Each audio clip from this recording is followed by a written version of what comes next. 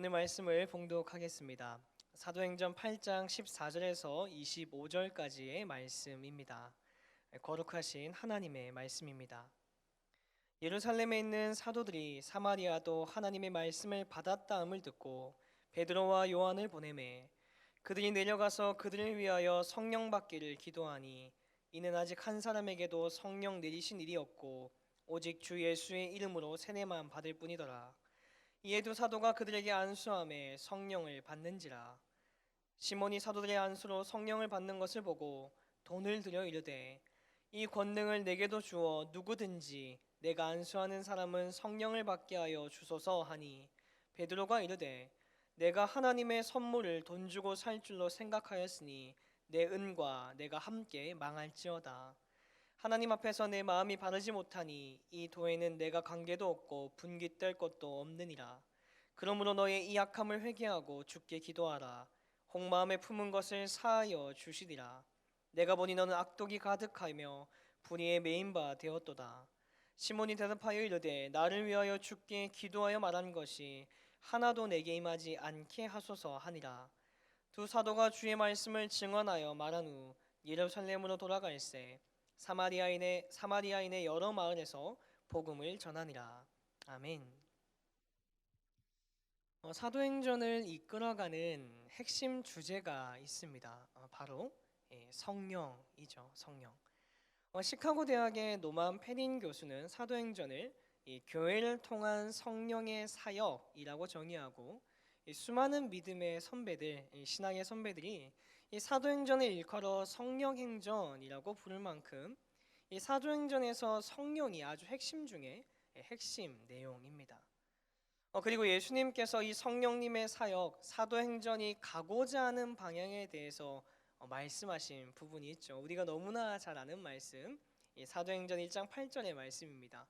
오직 성령이 너희에게 임하시면 너희가 권능을 받고 예루살렘과 온 유대와 사마리아와 땅끝까지 이르러 내 증인이 되리라 하시니라.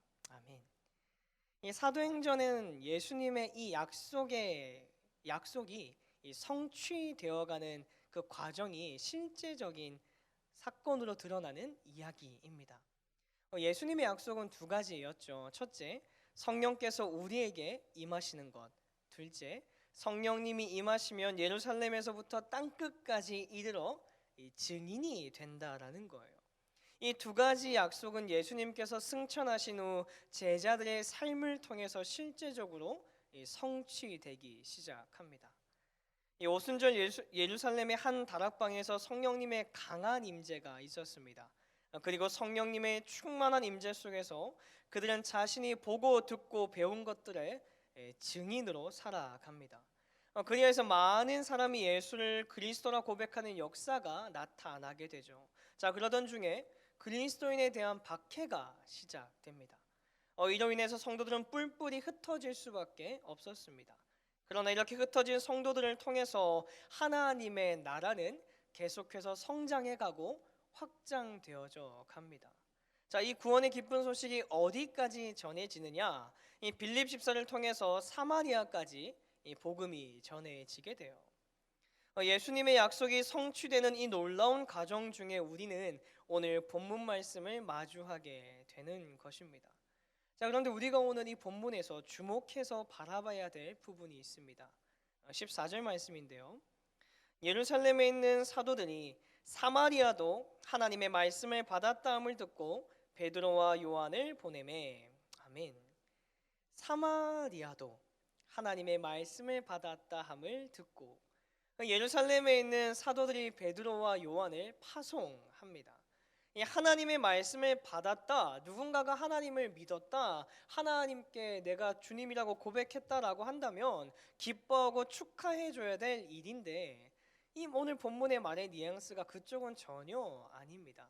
사마리아도 의아하고 뜻밖이라고 하는 무드가 확 느껴지죠.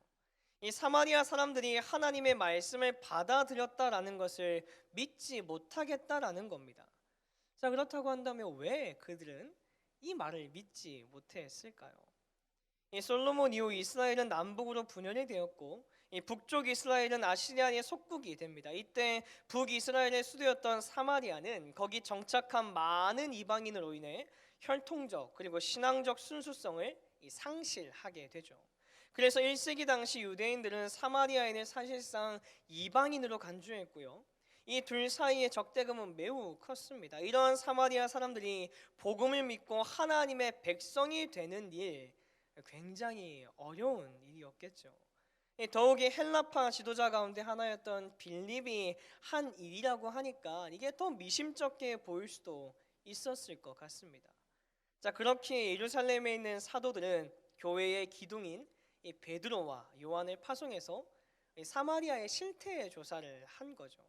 가서 보니까 사마리아 성에 놀라운 일이 벌어졌지만 부족한 것이 있었습니다. 이 본문 16절 말씀인데요. 이는 아직 한 사람에게도 성령 내리신 일이 없고 오직 주 예수의 이름으로 세례만 받을 뿐이더라. 아멘. 복음을 믿고 세례를 받긴 했지만 아직 단 한 사람도 성령 충만함을 받지 못했습니다. 그래서 베드로와 요한은 그들을 위해서 성령 받기를 간구하며 기도합니다. 단 2절 말씀으로 기록되어 있어서 굉장히 단순하고 쉬워 보이는 사건입니다. 그러나 당시 유대인과 사마리아인 사이의 그 간극을 생각해 보면 이건 그렇게 간단하게 생각하고 아 그랬구나라고 여길 문제가 아닌 거죠.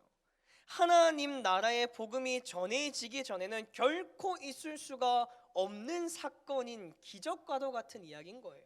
이전에는 결코 상종도 하지 않았던 사람들, 신앙의 변절자, 가장 경멸스러운 부정한 자로 취급을 받던 사람들이 사마리아 사람들이었어요.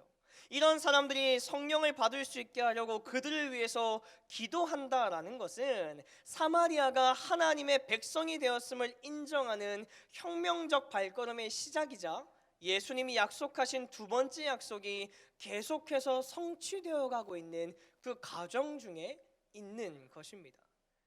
우리 사랑하는 말씀상 공동체 성도님들, 자, 이것이 바로 복음이 제대로 선포되고 또 제대로 믿어지는 곳에서 일어나는 놀라운 사건이자 놀라운 기적인 거예요.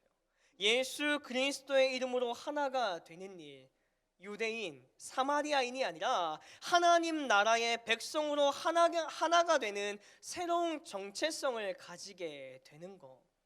하나님 나라의 소망을 두는 것, 예수님이 그리스도라는 사실을 믿음으로 고백하는 것, 성령님의 인도하심을 신뢰함으로 인생길을 걸어가는 것. 자, 이런 일이요, 각 사람 개인의 일 같지만 우리가 조금만 생각해 보면 이건 개인적인 사건으로 끝나는 것이 결코 아닙니다. 단순히 나 혼자 예수 잘 믿고 구원받는 것으로 그치는 것이 아니라 믿음 안에서 같은 믿음을 가진 모든 사람과 진실로 하나가 되는 것을 뜻하기 때문입니다. 그리스도 안에서 우리는 한 가족입니다. 그리스도 안에서 우리는 한 식구입니다. 우리는 한 공동체입니다. 그렇게 고백하며 이야기하지 않습니까? 자, 말만 한 가족인가요? 말만 한 식구들인가요? 그거 아니잖아요. 아무런 관계 없는 사람도 설령 원수라고 할지라도 예수 그리스도의 사랑 안에서 한 가족이 되는 것, 이것이 바로 복음의 능력인 거예요.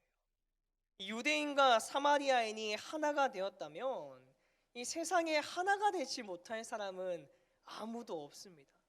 이 복음이 하나로 만들지 못할 사람은 이 땅 가운데 존재하지 않아요. 이것이 복음의 가장 놀라운 능력 중에 하나고, 나아가 오늘을 살아가는 저와 여러분들이 살아내야 하고 삶으로 증명해야 될 기쁜 소식이자 순종해야 될 하나님의 명령이기도 합니다.